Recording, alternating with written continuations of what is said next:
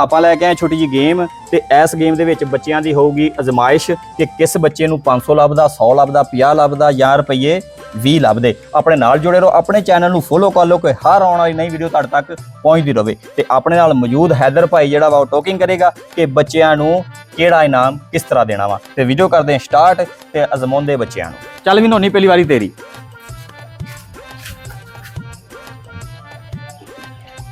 Very bad, ਬਹੁਤ ਬੁਰਾ। ਨੋਨੀ ਪਰਾ ਹੋਇਆ ਤੇ ਕੋਈ ਨੋਨੀ ਦਾ ਨਹੀਂ ਰਲਿਆ ਵੀ ਨੋਨੀ ਬਾਹਰ ਹੋ ਜਾਵੇ। ਹਾਂ ਜਿੱਦਾਂ ਕਿ ਦੋਸਤੋ ਤੁਹਾਨੂੰ ਪਤਾ ਲੱਗ ਗਿਆ ਹੈਗਾ ਕਿ ਨੋਨੀ ਬਿਲਕੁਲ ਫਾਰਗ ਆ ਵੀ ਇਹਨੇ ਇੱਕ ਬੋਤਲ ਵੀ ਅਟੈਚ ਨਹੀਂ ਕੀਤੀ ਹੈਗੀ।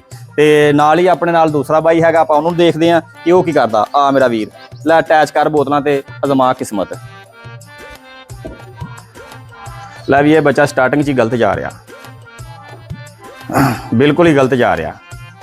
ਰੱਖੋ ਰੱਖੋ ਰੱਖੋ ਰੱਖੋ, ਸਪੀਡ ਨਾ ਰੱਖੋ, ਸਪੀਡ ਨਾ ਰੱਖੋ, ਬਿਲਕੁਲ ਫਾਰਗ, ਬਿਲਕੁਲ ਫਾਰਗ। ਲਓ ਦੋਸਤੋ ਜਿੱਦਾਂ ਕਿ ਤੁਸੀਂ ਦੇਖ ਲਿਆ ਵੀ ਇਹ ਵੀ ਬੱਚੇ ਨੇ ਨਿਲ ਕੀਤੀ ਆ, ਕੋਈ ਬੋਤਲ ਅਟੈਚ ਨਹੀਂ ਕੀਤੀ। ਤੇ ਨਾਲ ਹੀ ਆਪਾਂ ਅਗਲੇ ਬੱਚੇ ਨੂੰ ਆਵਾਜ਼ ਮਾਰਦੇ ਹਾਂ। ਇਨਾਮ ਸਾਰੇ ਹੀ ਹੈ ਆਪਣੇ ਕੋਲ 500, 100, 50। ਜਿਸ ਬੱਚੇ ਦੀ ਜਿਸ ਤੇ ਬੋਤਲ ਆ ਗਈ ਉਹਨੂੰ ਇਨਾਮ ਦੇ ਦਿੱਤਾ ਜਾਏਗਾ। ਆਪਾਂ ਹੁਣ ਨੈਕਸਟ ਬੱਚੇ ਨੂੰ ਆਵਾਜ਼ ਮਾਰਦੇ ਹਾਂ ਤੇ ਕਿਸਮਤ ਉਹਦੀ ਅਜ਼ਮਾਉਂਦੇ ਆ। ਆਇਆ ਨੂੰ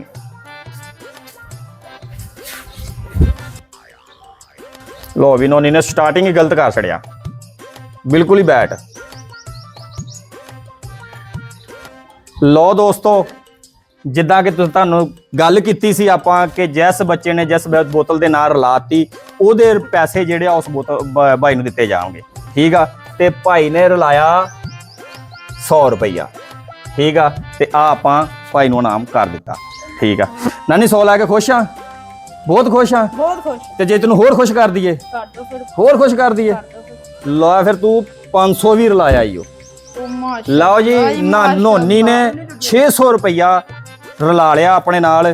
ਤੇ ਅੱਲਾ ਰੱਖੇ ਖੈਰ ਗੇਮ ਆਪਾਂ ਫਿਰ ਸਟਾਰਟ ਕਰਦੇ ਆਂ ਤੇ ਦੁਬਾਰਾ ਦੇਖਦੇ ਆਂ ਕਿ ਕਿਹੜਾ ਬੱਚਾ ਕਿੰਨਾ ਇਨਾਮ ਲੈ ਕੇ ਜਾਂਦਾ।